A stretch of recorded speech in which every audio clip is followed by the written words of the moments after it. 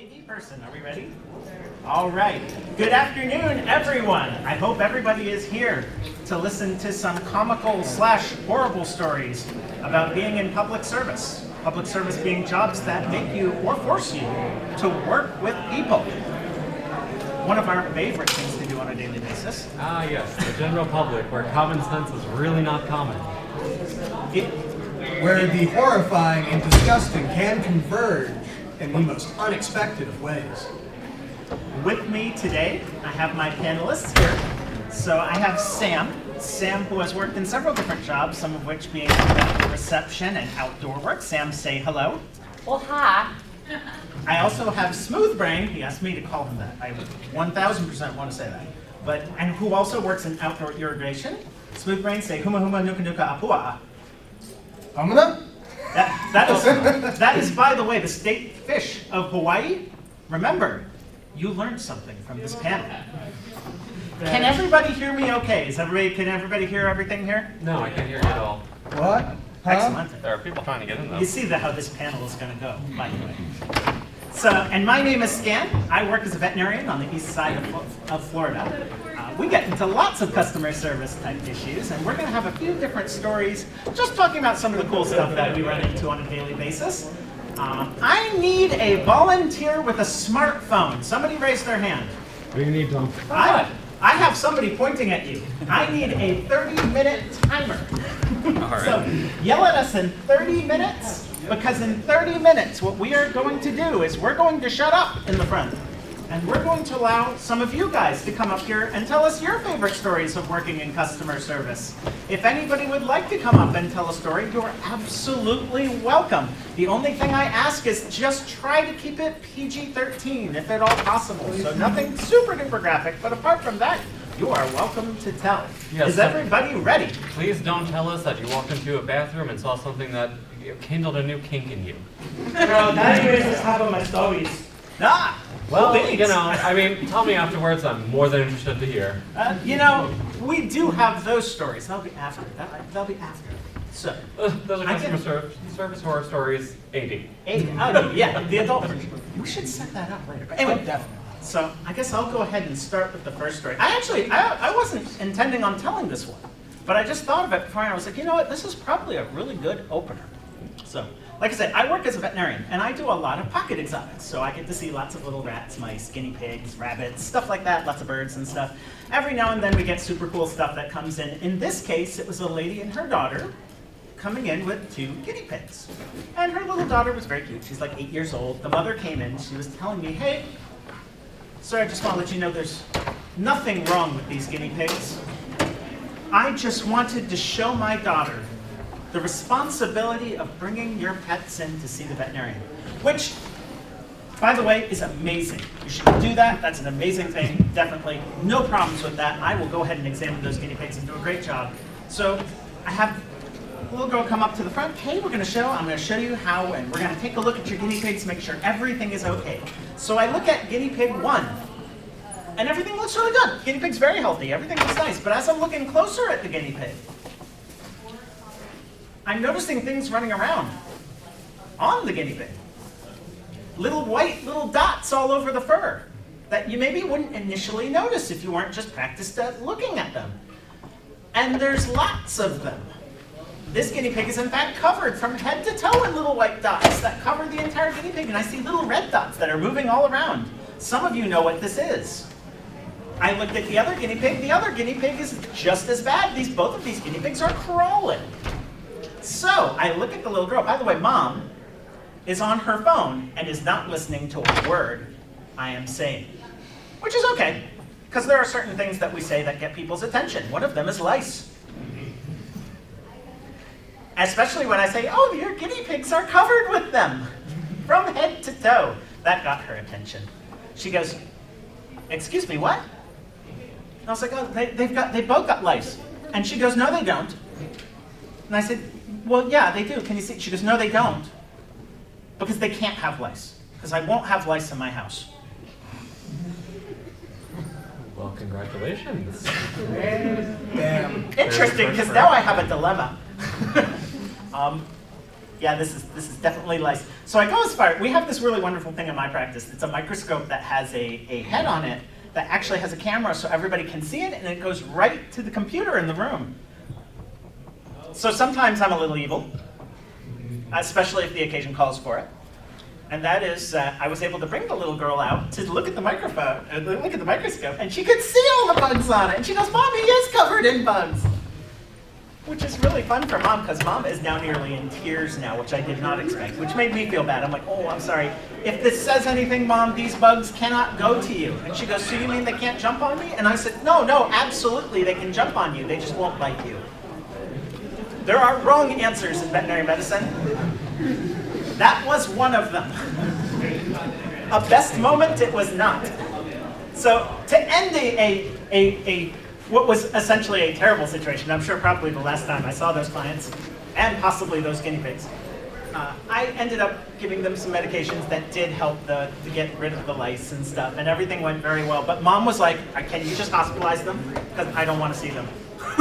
I don't want to touch them." And I'm like, "Here's your little buggy guinea pig back." It was very fun. Oh, no, I'm not.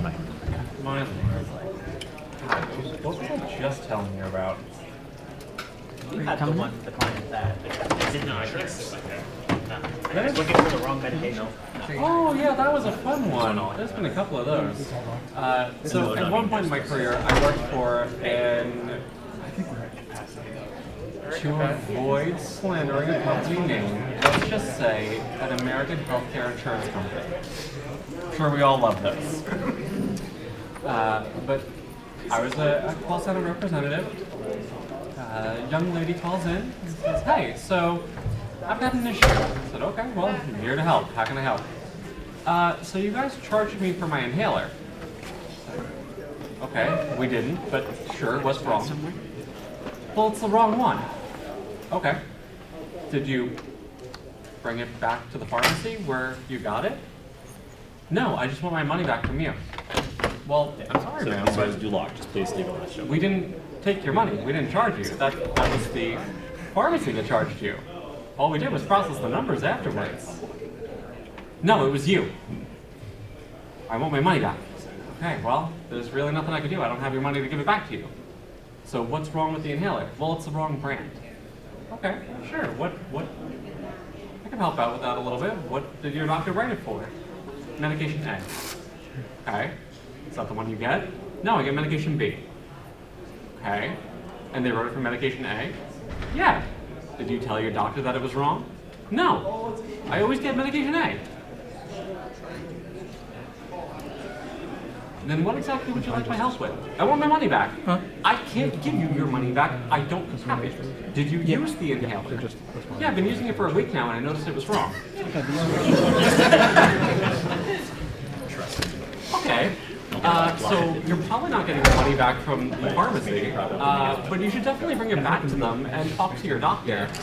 "But no, I want my money back from you." Thank you. "Hold, please." Go into the chart, look up who their doctor is, get the doctor on the phone. "Hi, I have so-and-so on the phone. Apparently you wrote the prescription for the wrong medication, and they're very angry at me because they think I took their money. I am not the pharmacy. Here's your patient." Transfer the call. 20 minutes later, I get a call back. The young woman's on my line again. "Why'd you transfer me to the doctor?" "Because your doctor wrote the prescription for something you didn't want. They have to write you a new script." "But you took my money." "Hold, please." Get the pharmacy. Transfer them over to the pharmacy. I get a call 20 minutes later. "Why'd you transfer me to the pharmacy?" "I didn't take your money. I don't have your money. I don't have a way of processing your money. Please talk to the people who have your money and wrote your prescription." "Yeah, but you have my money. Hold, please." I called up my supervisor, explained the situation, and I said, "I'm not doing this anymore. Have fun," and transferred her. And thank God that was the last time I spoke to her that day. You're lucky you can wash your hands. I can't. They're stuck in the room. The dog doesn't leave until I say it can leave. Well, there are also many times I like to wash my hands. like the fact that now I work in parks maintenance, doing like outdoor lawn care. And many, many times, people forget how to use a toilet. Now you would think when you have to defecate in a toilet, it's very simple. You sit, you go, you wipe, you wash, you leave.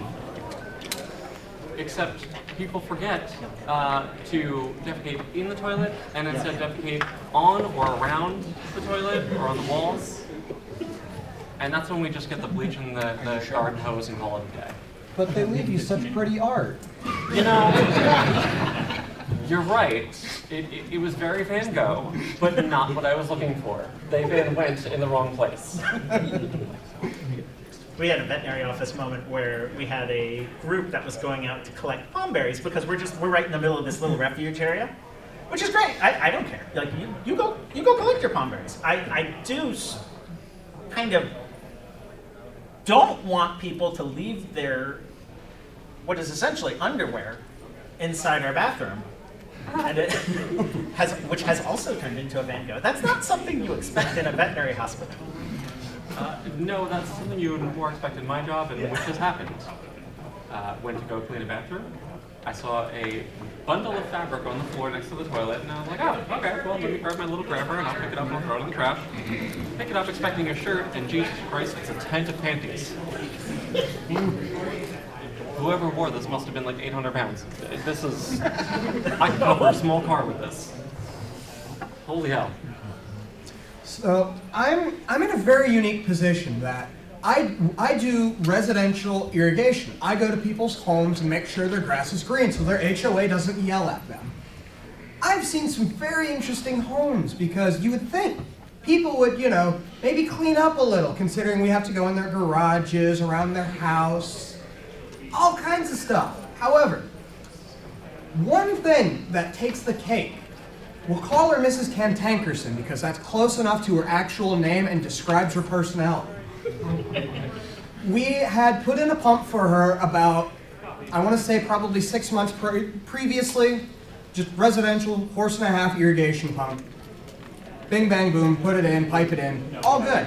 Told her that the controller that turns the pump on was starting to go bad, hadn't gone bad yet, but it's something to be aware of. Okay, whatever, she says.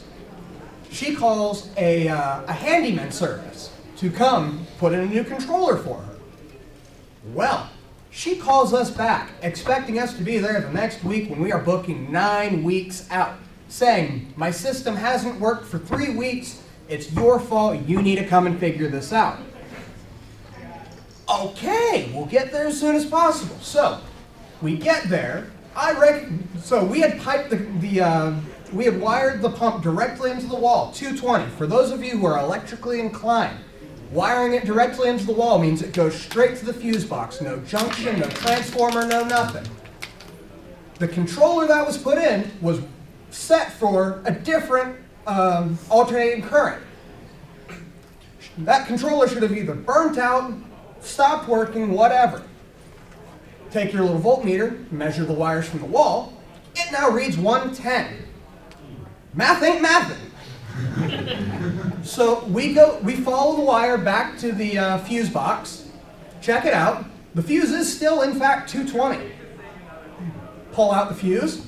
Someone disconnected one of the legs. For those of you who don't know, that is incredibly dangerous. That is an incredible fire hazard because that means electricity is just loose in the wall around things that are very flammable. House burned downy type stuff. So we're telling this old lady, she's, I want to say 75, 80, older, doesn't really like to listen. We tell her, hey, you need to call a licensed electrician. We cannot do this for you. Oh, whatever, let me call my ceiling fan guy. You tell him the problem, you guys can figure it out. And before we can tell her, no, that will not help. She's on the phone with her ceiling fan guy. So we're having to talk to him over speaker and telling him, yeah, no, some idiot caused a fire hazard in the breaker panel. Like, this is not good. He explains it to her. Can I guess? Anywhere. Is he the one who did it? No! The ceiling fan guy is not the one that did it. I don't know who did it. I don't know if it was an actual company. It was the plumber. I would not be shocked. Yeah, you The would. pipe wrench in the But eventually, we finally get her to understand, hey, we cannot do a damn thing about this, and neither can your ceiling fan guy. She's pissed. She expects us to fix it, and we don't know what the hell to do, so we tell her, hey, call this electrical company. They're a little bit delayed, but they do good work.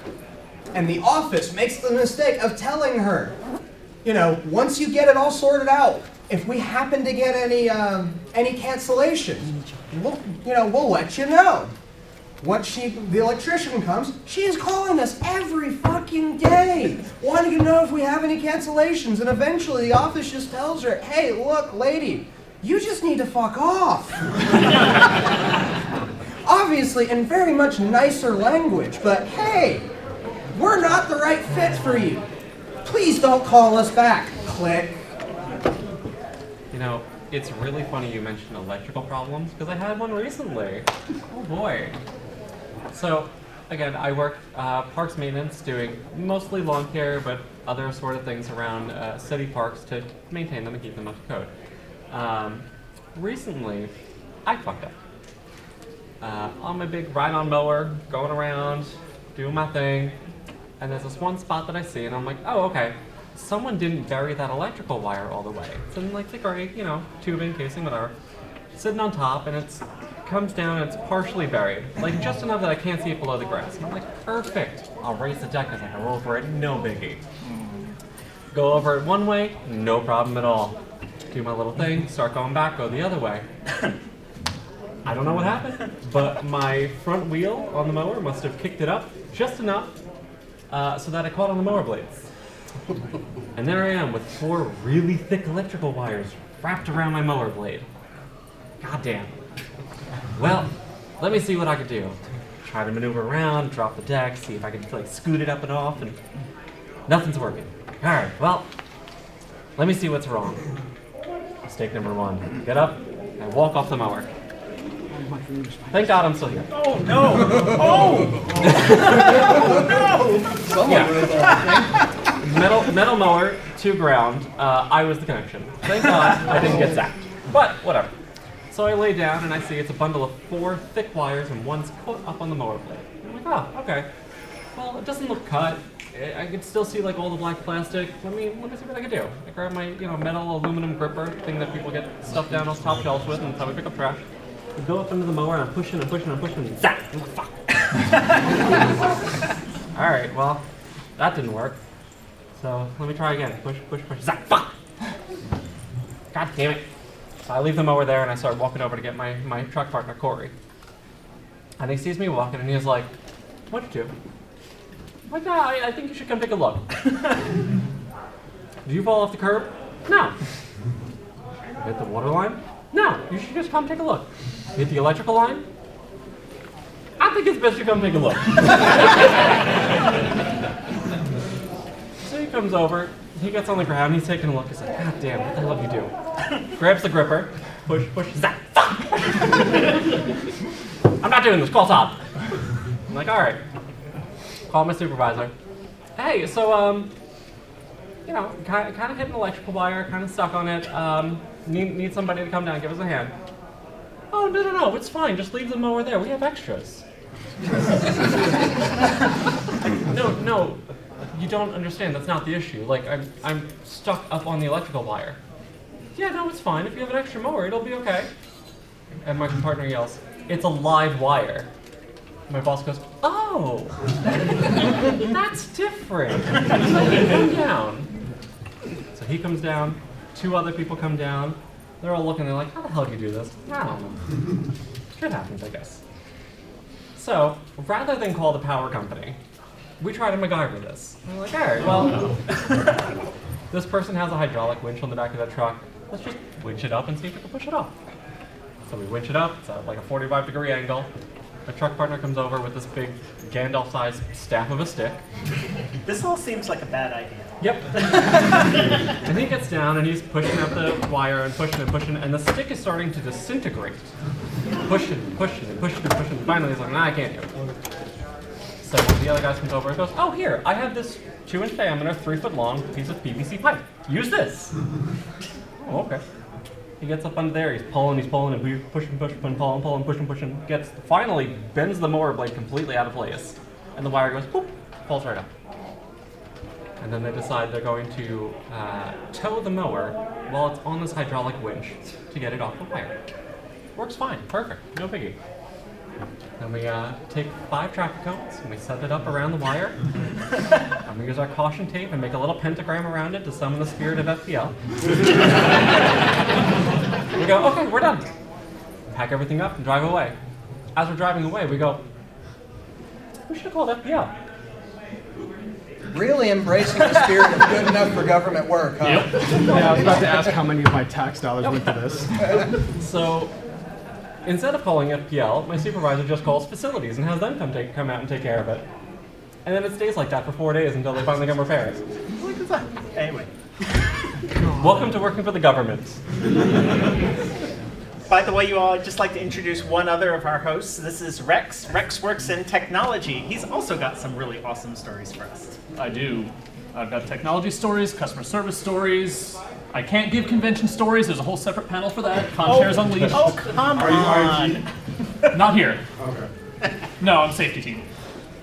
So, With technology, are you IT or? for technology, I'm currently a help desk manager for a small software company. And previously, I worked for a company many of you guys may have heard of, a small company called Charter Spectrum. Formerly Bright House, Time Warner, Not a clue. Bell South. quite a few others. You're the enemy. I was the enemy. I was especially the enemy. Was it? Oh, I did plenty of those, especially during the beginning of the COVID era. I'll start with one of those because that was a very fun time. So about that time we started working from home, which was very cool, saving on commute times. Oh hey, what's this? Unlimited PTO or unlimited overtime? Okay, I'll take some extra money. Not gonna happen. Once you find out that 8 hours into your day you're wanting to throw the headset already. We had a bit of a change in the calls we used to get at the time because, of course, everyone working from home, everyone having school from home, things like that, and our techs being out of office for contracting COVID. Some of the common responses we got were, my son is going to school, I need a tech now, what do you mean it's going to be 3.5 weeks? Some of our responses were, what do you mean you can't send a tech because we have COVID positive people in the house? Just send a tech who has COVID, they can come into our house to fix our stuff. It makes sense, cancel each other out. I saw the logic in that one, yeah, absolutely. Negatives make a positive.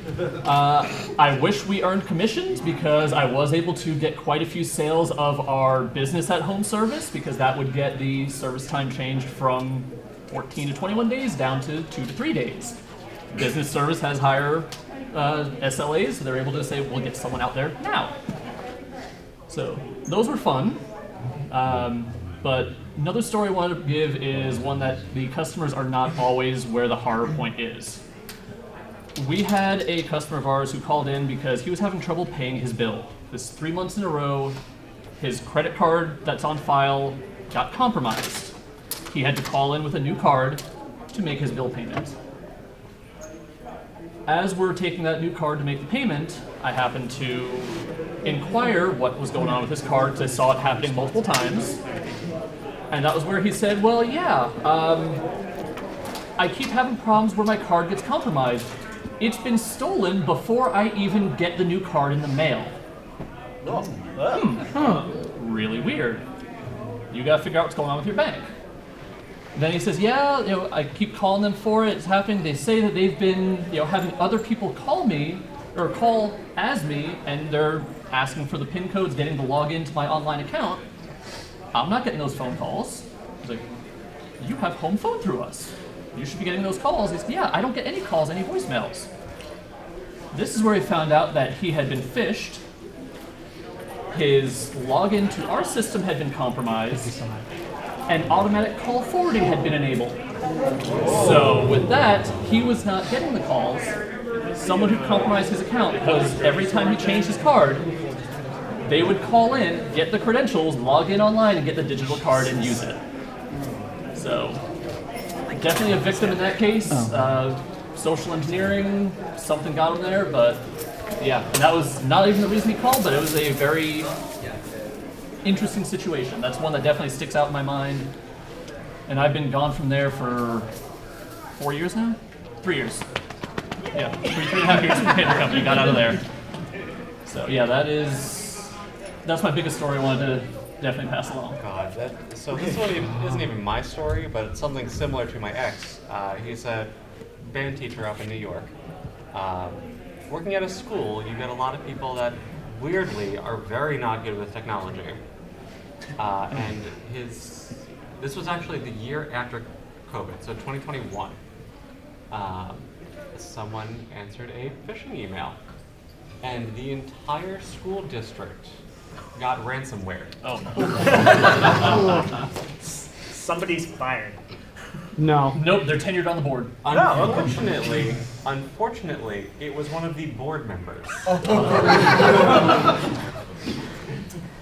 They never got that recovered.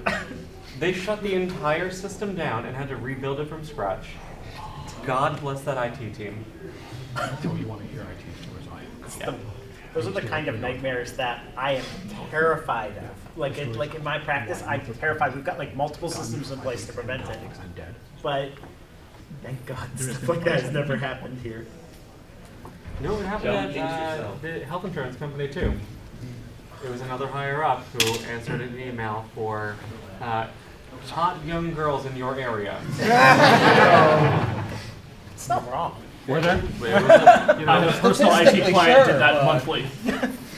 I had a backup of his computer. I scrubbed his computer, made a clone of it, and once a month I was having to re-image it because he had a thing for Hot singles. Hot singles. in pick area. your nationality women. I get to pick? Oh, he got about 20 emails a week about it, and yes, all different nationalities. So he'd pick what he wanted for the week, and then get completely phished and malware all over his computer. Yep. I started charging him a premium for that. That's when you just charge them per wipe. Oh, I did. Yeah. Oh, I had my base monthly and per wipe. Yeah. I'll give a good one. This is one that happened maybe like a year and a half ago. Ironically, it happened right before the convention, so it was really, really fun. So my practice, we start at like 7 o'clock in the morning. Our day goes all the way to 6 p.m. And sometimes far past 6 p.m. because if we have a surgery or something like that, the surgeries don't stop. We have to keep going until everything stops. Hey, sounds like concept. Yeah. We had, and of course it's 5:55, because that's always when it happens. A young lady called us on the phone in a panic saying, my dog's in trouble, something's really wrong, we're coming to the hospital right now, I'm going to be there in 5 minutes. So in situations like that, we have a triage area. So I tell my technicians, hey, get everything out, get oxygen out, get IVs out. I don't know what we're going to see. This patient may be in cardiac arrest. Get the CPR stuff ready. We may even need to have extra stuff. We're going to have the epinephrine. We got everything ready. We are ready to go. I've got 5 technicians all at stat ready to go. This dog walks through the door. Little chiweenie looking thing. And this dog is high as a kite. He was gonna use. So you gotta remember, in veterinary medicine, there is a very unique set of symptoms that marijuana causes in dogs. And that is that they get really, really wobbly, they start to dribble their urine everywhere, and they become really hyperreactive to sound. So you just go, and they go, ah! And you're like, oh yeah, he's high as kite, 100%. In the old days, there was nothing we could do to prove this. But with the advent of certain urine drug tests, this has become much easier to prove. So usually what I will do is I will just bring the dog into the back. They're already dribbling urine. We just put a little bit of urine in a cup, swish it around. Oh, yep, he's positive. That was not the problem. The problem was when we went back into the room. Mom has her kids, she's got her parents in the room and stuff. There's the whole family sitting there. There's like 9 people in this room. We've already got the dog in the back. By the way, dog is doing fine. Everything is great. But I walk into the room and I go, so I just want to cover my bases. You know, I think I may know what's going on, but I just want to check. Is there anything he could have ingested? No, there's nothing could have been ingested. So you can see where I'm going with this. Is there any medications he could have gotten into? No. So finally, I just kind of have to rip the Band-Aid off. Could he have gotten in marijuana? This lady blows a fuse. How dare you insinuate that I would have the devil's leaf inside my house with my children and my parents? And by the way, I'm holding on to the cup like, I already know. I already know. You can stop. It's okay. Look, nobody cares. We don't care. We're just trying to figure out, do I need to do an MRI on your dog, or can I just send him home with a sandwich and a blanket? So this goes on for about 10 minutes, and I have a very peculiar way, because as a veterinarian, I really do need to make sure, because it really, at the bottom of my heart, it really could be something different. And encephalitis is a major disorder. We really need to figure that out. So just because I have this positive doesn't necessarily mean that nothing else could be coming on. So I need to really have the owner tell me that that is what's happening. So the way I explain it is as such. Well, ma'am, it could be something like a viral, bacterial, or an idiopathic meningitis. If that is the case, then we're going to need to do like CT scan, full blood work, x-rays on your dog. We're going to need to do a PCR, and I may even need to put your dog under sedation or even anesthesia to do a spinal tap, the price of which is probably going to be anywhere from $15,000 to $20,000. And this carries a very guarded prognosis. I'm really not sure how your dog's going to do. But if it's marijuana, like I said, I may just send your dog home with some like milk bones and like a little blankie, you know. So could it have been the neighbors or something? Blame the neighbors here. She goes, oh, you know, Dad, I really think the neighbors might have given him some marijuana. The neighbors did it. Okie dokie. Of course, those neighbors. You know, there was a construction team there, and I don't know about those construction workers. Yeah, it's all about Blue-collar workers. So to put a very long story short, we did send Doglet home with basically what is essentially a blanket and a sandwich. And You mean mini Taco Bell? yeah, essentially, you know, here's your gift card. But right as everything is ending, and we're, you know, God forbid, this is like now 7 o'clock, and we're just like, please, can we just go home? She goes, by the way, I don't have any money. Okay, you know what? Fine. We'll put a credit on your, like, we'll just make you sign a credit agreement and we'll do it. I know we're not getting any of that money back. It's okay. But then the parents go, you know what? Yeah, you know, I think we have money. Okay, great. That's fine. At this point, I don't care. I just want to go home. You know, like, I have a dog to let out. I'm probably about 30 seconds away from the dog peeing on the carpet. You know? Okay. He swipes his card. Decline. Swipes the second card. Decline. Now they're all talking to each other. Who has money here? I don't care. We finally just sent them home. Just pay us later. To this day, I don't think we ever got any payment on that. Are they still patients? I don't think so either. I don't think that was the last time we ever saw those I would guys. hope so. God bless them, though. I hope the dog is doing great. Everything went fantastic with the dog, and I hope everybody at the house is doing fantastic too. But just tell your veterinarian we don't care. I know you have so many incredibly wild stories. Quick tiny one before we open up to the floor. I remember the story you told me one time about a dog swallowed a bone. One of the bones that usually has like peanut butter down the center and it's hollow in the middle. Swallowed the bone, and you didn't want to do the surgery at first because you had to remove the dog's stomach to get into the esophagus. Yeah. Spent hours trying to do this. Couldn't get it in there, couldn't get forceps in there, couldn't get the hand in there, nothing. And finally, your tech is like, well, I have tiny hands, let me try. So And you scrub her in, and she pulls it out like a magic trick. This Is this your bone? this is, by the way, one of the most intensive, most complicated surgeries at that time that I had ever performed in my career. Midline laparotomy. We had the stomach externalized, so it is out of the body, into the hanging stomach, out. through the esophagus. I've got the bone is in the chest of the dog, in the esophagus, so it had made it halfway down and had not gotten there. I could grab it with sponge forceps, and I couldn't get it out. I couldn't get it to move. I couldn't get anything work. This went on for 2.5 hours. And I was at wit's end. There was a certain point in surgeries where you are so stressed that you are beginning to run out of options. And I was just like, I just mentioned, I just wish I had smaller hands. And then my technician at the time, being a smaller person, she goes, I have small hands. Would you like me to scrub it? Sure, fine. You know what? At this point, I'm good. Let's go ahead and scrub in. We'll make this worse. God dang, if she didn't have that bone out in about 5 seconds, she just went, Is this your bone? yeah, here it is. I need an instrument that is just like the small technician who I can put. The dog did fantastic. It was a very special dog because it was a service dog for a young man who had some issues. That was his service dog. That dog hated me. Hated me.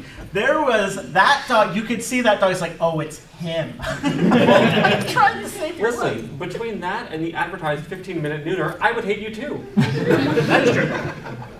So- I do less than a 15-minute neuter. I told that to my brother-in-law when he was marrying my sister. But we are definitely past where we wanted to be. We would at this time like to open it up to the floor, so if anyone would like to raise their hand, Yes, we gotta do and we will I've let got you a guys story. come forward, or you could say where you are and tell a story. We'll start from my right, go around as best we can. So just to reiterate, we do need to keep it PG-13 if at all possible. Please don't tell me about a new kink you developed, like the time I ran over the electrical wire and now it tingles.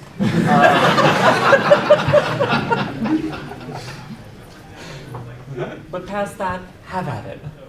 I need Ardia's participation in this. Who works in IT? Raise your hand. Honestly, expected more. Current or past? Current or past? Who knows who Northrop Grumman is? You know, the Northrop Grumman.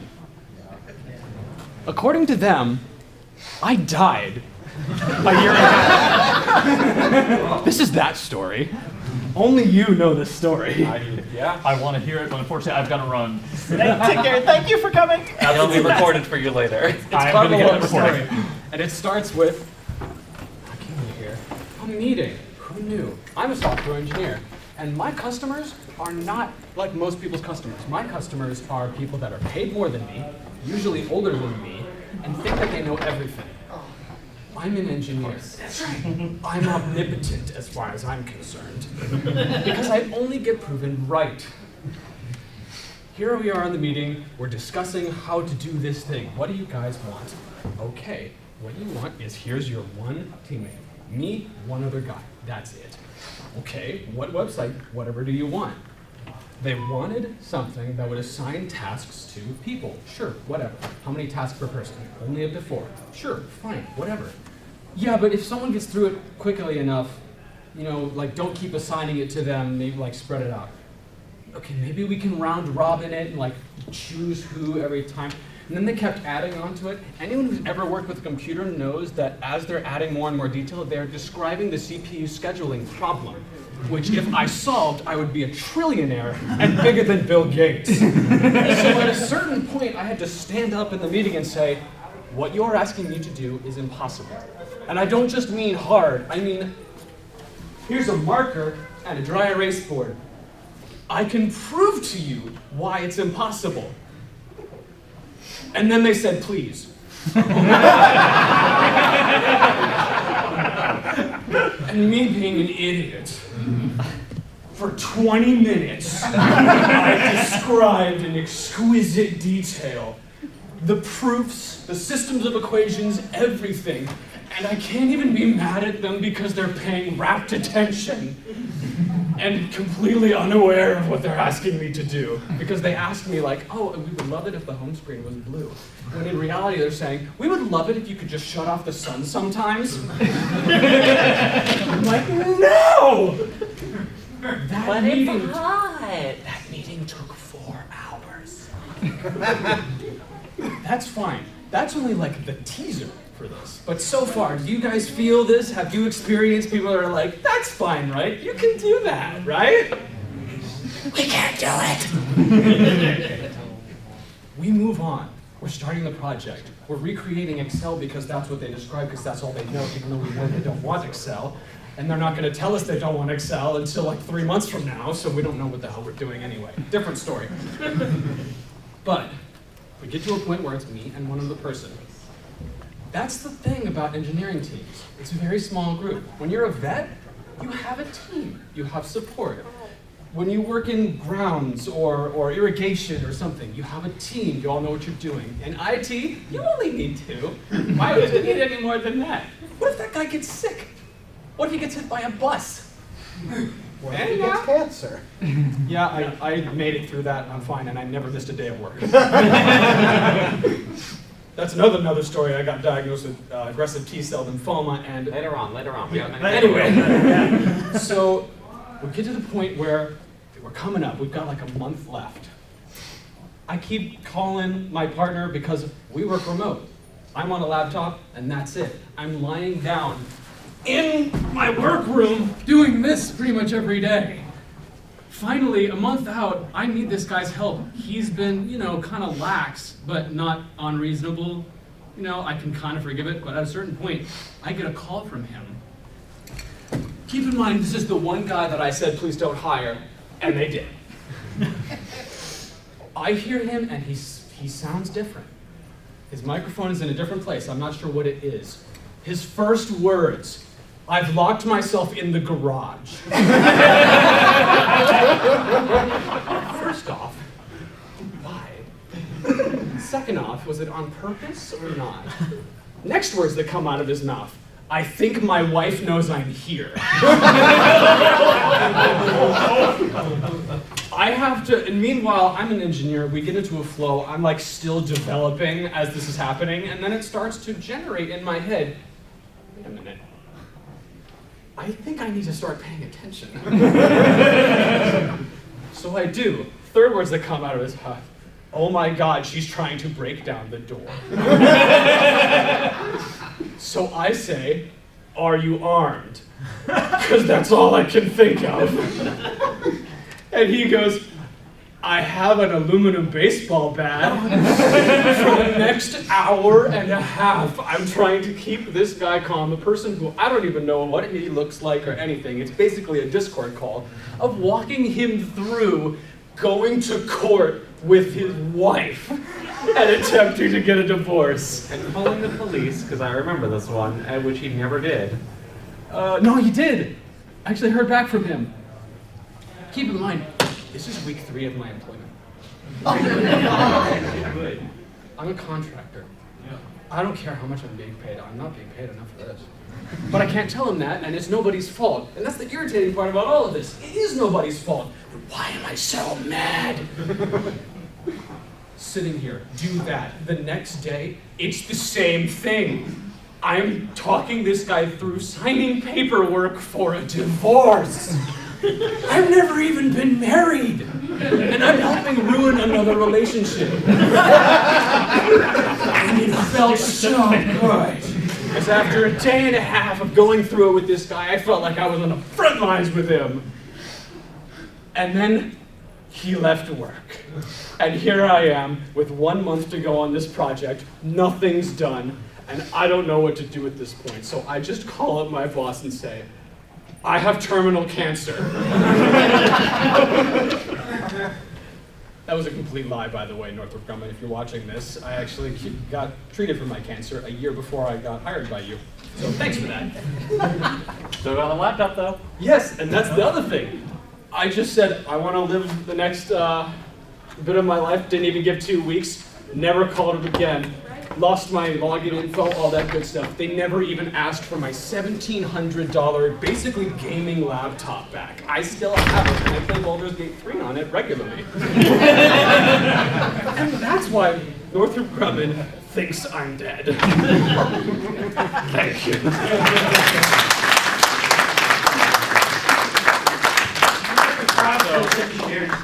They did their job. Yeah, no, this is normal for engineers. We've got about 15 minutes left. That one ran a little bit longer than I thought it was going to, so we're going to be fair and roll a d20. So everyone who wants to go, raise their hand. We will randomly assign you a number, and the d20 will be rolled.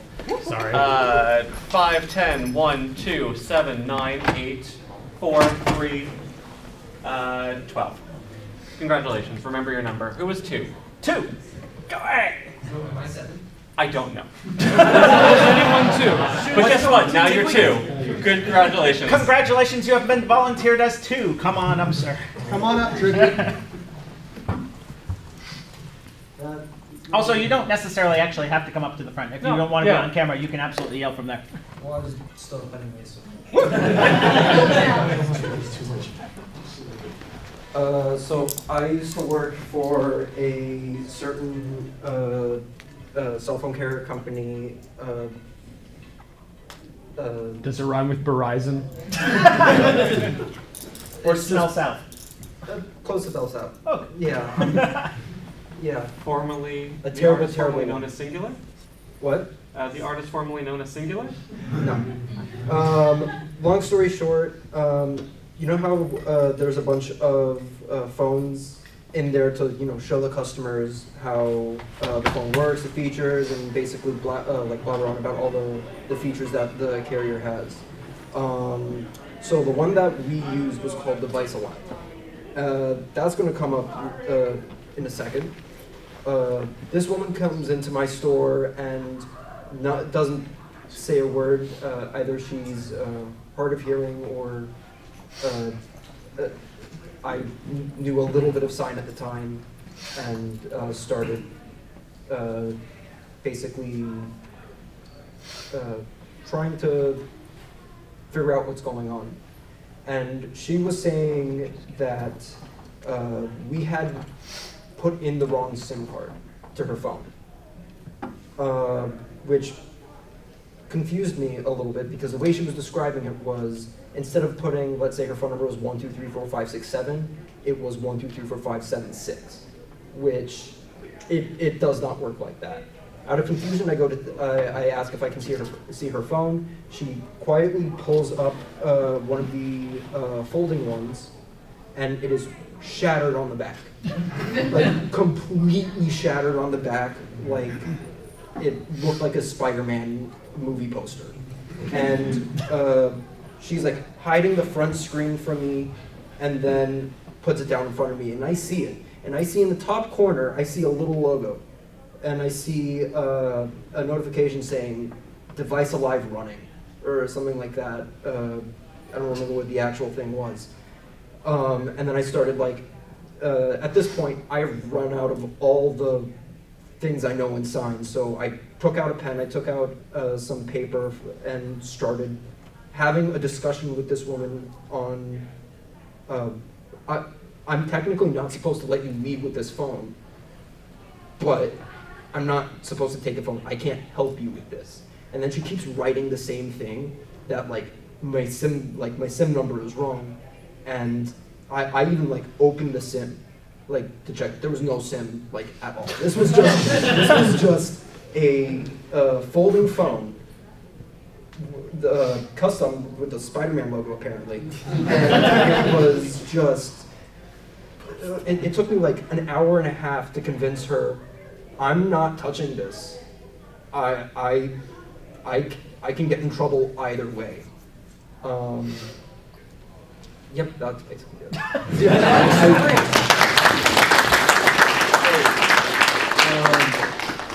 And the second thing, I currently work IT for a school district. I can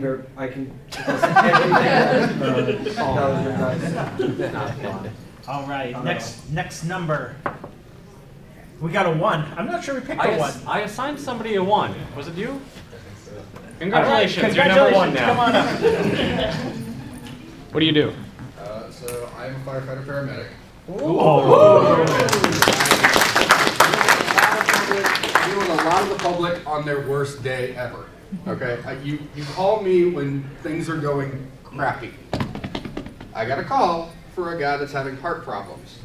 Now we get limited information. If you take nothing else away from this, please stay on the phone with the dispatchers and answer their freaking questions. Because they have a list of questions that they are required to ask that gives me an idea on the way to the call what I'm going to, so I know if I need to bring in the CPR machine or if I need to bring in my heart monitor. Those are two very different pieces of equipment and they do very different jobs. This guy is, if anyone's ever had diabetes or known someone that's had diabetes and low blood sugar, he looks like he's in a low blood sugar state. He's cool, his skin's cold, he's clammy, he's sweaty. It's just not good. So I put him on the monitor. Yeah, he's having a great time. Put him on the monitor and he has what's called a 3rd degree heart block. Okay, 3rd degree heart block is possibly the worst thing you can do because the top of your heart and the bottom of your heart have decided that they're going to do their own thing. They're not talking to each other whatsoever. 9 times out of 10, this requires a pacemaker. Okay, that's the only way to treat this. So I'm over here getting this guy on my stretcher because, you know, I have to be pacing him with my cardiac monitor. I can do that. And I get this doctor that comes out of the bar next to us and says, "No, you need to do this." And I'm like, "Okay, you're a doctor, that's fine. I'm required to inform you that I practice under a doctor and they've given me very specific directions on what to do in this scenario." And he's like, "No, you need to do this." And I'm like, "Okay, what's your medical license number? Because if you want to take control of the patient, you're allowed to do that as a doctor, but you're going to be riding into the hospital and writing the report." And he's like, "I don't need to give that to you." And I'm like, "Okay, cool, wait over there." I'm like, no. And so he decides to push the issue. Long story short, I had the boys in green come physically remove him from my seat because he's deciding to be that much of an issue. The pearl of this conversation is that he says, instead of taking him to the cardiac hospital 5 minutes away, because, you know, he's critically unstable, let's take him to the hospital 40 miles away. I was like, he doesn't have that time, doc. Again, like, you're drunk, you're not thinking correctly, please don't make me report this to the health department. Come to find out, he's an oncologist. Please, if you know nothing about what's happening, just leave well enough alone.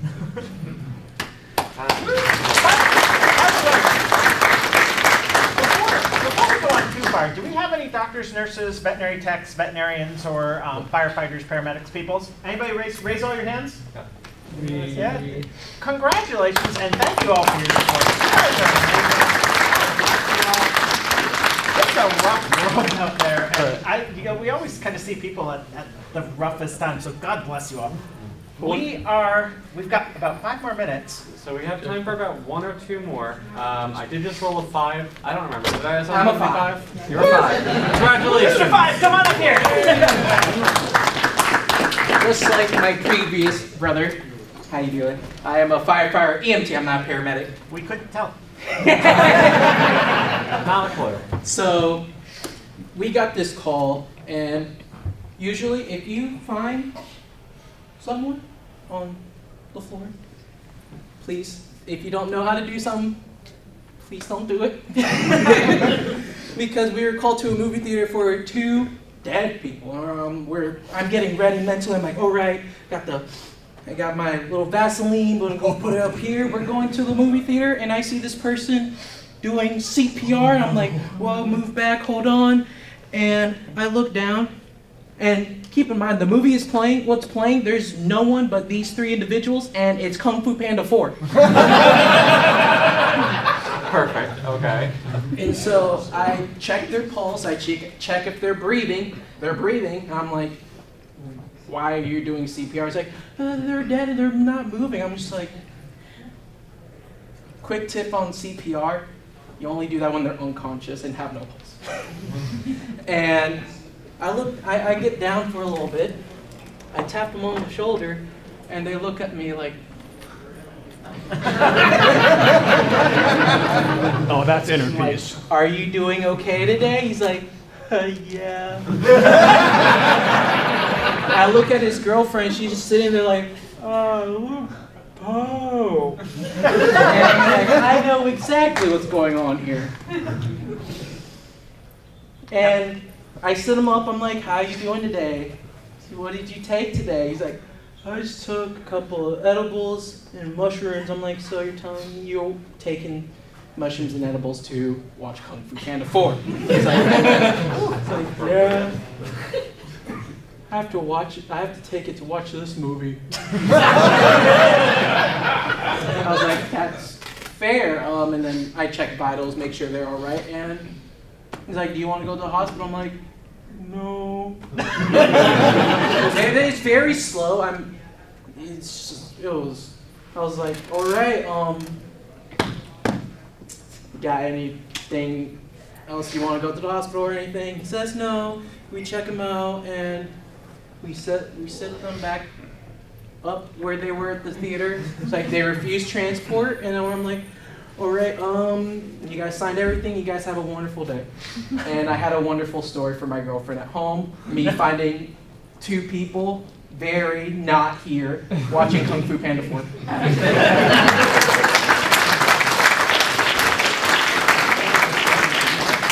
I wish I could say that's the first time I've heard something like that. Everybody was not Kung Fu fighting. That reminds me of lovely people who are out of their mind. When I first started doing irrigation, and I was still a summer child, about how people can be very strange. We got a call. The guy was trying to sell his house real quick. He was a line cook at a restaurant. You know how line cooks can be, some of you. Show of hands, please. Show of hands. How many have worked in a kitchen? Oh, so you all know how line cooks can be sometimes. We're hateful. So, bitchy. first thing that made me realize this guy might be a few slices short of a loaf. Charcoal grill in the garage. Soot marks on the roof. This guy was grilling with the garage closed. Oh my God. This guy's, his pump was dead. We were called to come out and take a look at it. Round the corner behind a bush, see this nice white thing that's been pasted like a fucking cake. It looks like it has been frosted in Flex Seal. Most likely it was something that had been leaking that only needed an O-ring. But this guy had, he'd been watching HGTV and decided, hey, I can fix this myself. So he grabbed his spatula, he grabbed his Flex Seal, and did the only thing he knew how to do. And for those of you curious, I have the picture. It looks exactly like a fucking cake. And upon closer inspection of this guy, his pupils were pinpoint. This guy, I don't know what he had taken, but he was clearly out of his mind. Eventually, because he was in such a rush and really did not care about the price, we decided, maybe this would not be the ideal place to do work. So we left and told him, hey, we're not interested. Bye. Okay, you did all this with spatula, right? That is. It looked exactly like he frosted it with a spatula. I don't he see was a problem. number one. 2 minutes out. Do you want to try one more? We've got 1 minute. Does somebody have a very quick story? I saw you first. Come on. I work at Universal. I worked at the Kong ride. We were doing an evacuation. A guest was high on something and threatened me over mozzarella sticks. We did not have mozzarella sticks.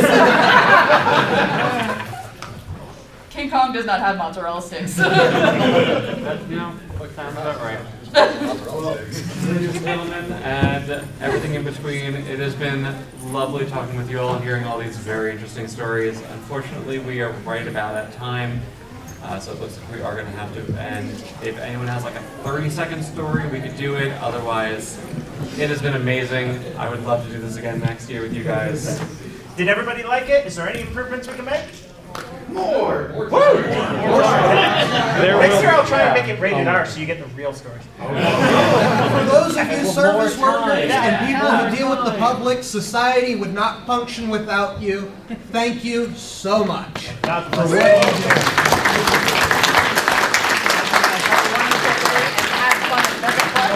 And if anyone wants to see the Flex Seal cake, Support the local Street Dog Coalition. We really need it. I'll be aware. I'll let you guys know. That picture might be rated R. Flex Seal cake. My God. So, is there Did I go too? so, but I'm not entirely sure. Yeah, that's an index valve. Yeah, so is there Flex Seal spatula